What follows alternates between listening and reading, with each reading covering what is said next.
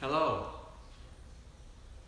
So after I was diagnosed as type 1 diabetic, walking became a part of my life.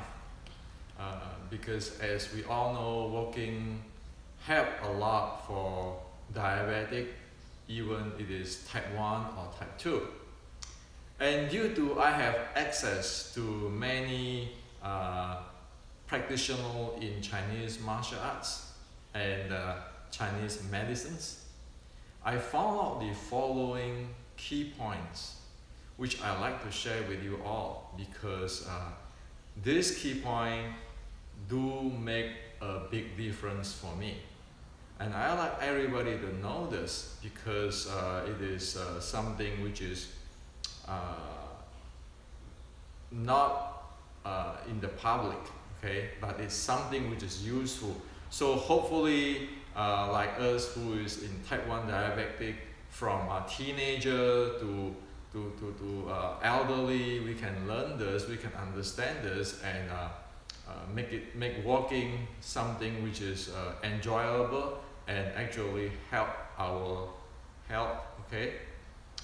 And okay, in walking, actually there are 4 key points. These 4 key points need to be handled to get the good result from walking, okay?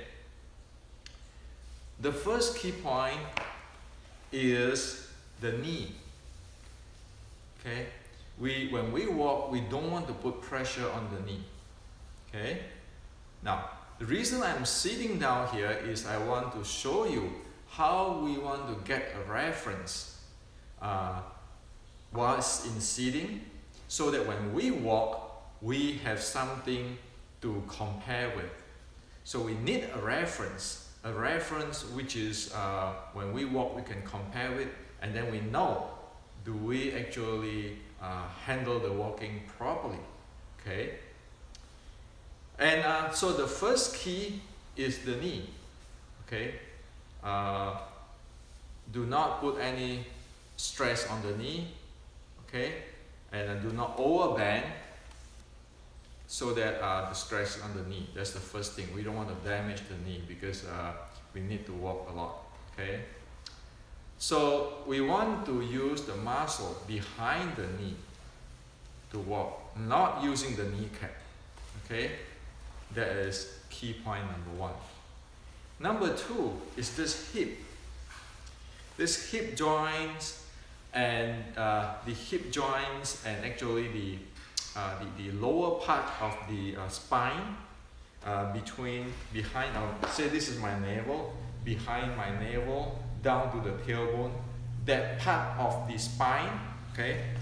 So what happens is this part, the hip part, okay, which consists of the hip joints and the lower part of the spine, need to be loosening up. If it's tightened up like that, then it causes bad circulations. The reason is that if you look at our body, human body, this is a huge area here. If the circulation here is no good or tense out, then that means the circulation is not going to go down to the leg, feet, okay, and it's not going to travel upward good, and also it's going to influence the internal organs, namely our kidney, because it is at this part. So this part, this hip has to be loose, okay? Now, in order to lose the hip, then we are asked, so how to lose it? So in order to lose the hip is to get a chair like this, sit only about 1/3, sit down, okay, and relax your feet so you feel like you're sitting down. When you're sitting down, you're feeling this part is all actually loose up, okay? This is the hip, okay? So if this we cannot loose it up, what we can do is do the following few exercises, okay? So we have it to loose up, because when we grow old, we have a whole bunch of habit of tensing, which we don't even know we are tensing. Okay, so do this exercise. So this is the joints, the joints of the hip. Rotate it outward, and then rotate it inward, the hip. Okay, and then rotate it this way, and then rotate it this way, and then rotate it up and down. Up and down. Okay, they loosen up, that loosens up this place. And then the tailbone. Okay, this is a tailbone here. This is the part from the behind the navel to the tailbone area. We want to swing the tailbone slowly, gradually swing this way. So we want to swing it this way. We want to swing it that way. Okay, just do it lightly and loosely in the relaxed way. That is how to actually lose this hip part, so to promote circulations, not tense the whole thing up. Okay, and so we get the feeling on the sitting when we sit down here. Okay, relax in a relaxed manner. We feel that part, how that part, hip part. Okay, this part relax. That's the second key. Okay, so the third key is actually the shoulder blade. Okay, the shoulder blade. So to handle the shoulder blade, usually people, when we do a lot of computer work or we get older or so forth, we tend to be like that.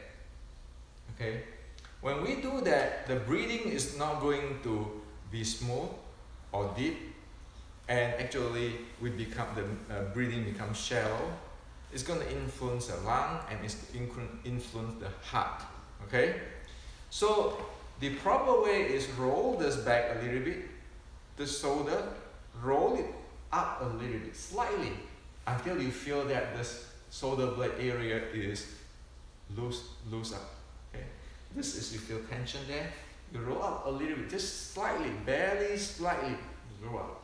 Okay, so that is the third key. This is very important. According to the Chinese medicine, Chinese martial arts training for hundreds of thousands of years of our practice, they have track record. Those who practice this way, okay, with the shoulder blade pops out like that, okay, and then the head will going down this way, they will get into depression because their lung is not breathing properly, and it causes depression. So according to the Chinese, because the lung, the breathing is not proper, the people is going to cause depressions. And again, if this hip area circulation is no good, then it's going to cause fear. Okay, and with the fear and depression, the person will get really easy to get agitated or become aggressive or angry, and the emotion is really not cool. Okay, it's just easy to be triggered. Okay, so the back or the shoulder blade area roll a little bit. Okay, so if we do that, say relax the knee, and then make sure that we feel that you can sit about 1/3 of the chair, so that you can relax, very relaxed way, sitting down there without using too much effort. And then we roll this a little bit up there. You can feel that this relax here. And again, not everybody can feel relaxed because some of us have been so many years tensing that part. Okay, and so it takes time. But if we go these directions, it will be really sitting, really relaxed, really lightweight. You feel really lightweight, and the breathing, boy, going down, feel like it's going down to the lower abs, to the whole body. Okay, so that is the feedback that we're doing it properly, because when it feels light, and the breathing is really smooth, it can be deep. Okay, and you can sit down there effortless and really comfortable. Okay, that is the indications of the proper alignment or proper way of handling this physical body. So this is the third. Okay, so knee, this one, the hip area, and the shoulder blade. Okay, so hip area, when we sit down, we will feel the relax and the loose. That's how to handle it. Okay, like feeling like sit down, and this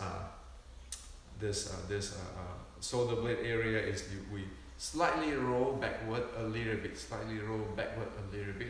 to handle that, so it's loosened up. And the knee, the handling is using this muscle, not pressurize the kneecap. Okay, 3. The fourth one is the tailbone. Okay, this tailbone here. Okay, slightly, like lift it up slightly, not using any force when we sit like this. Slightly lift it up. And when you slightly lift it up, you automatically naturally feel that the spine is actually straightened up by itself. Okay?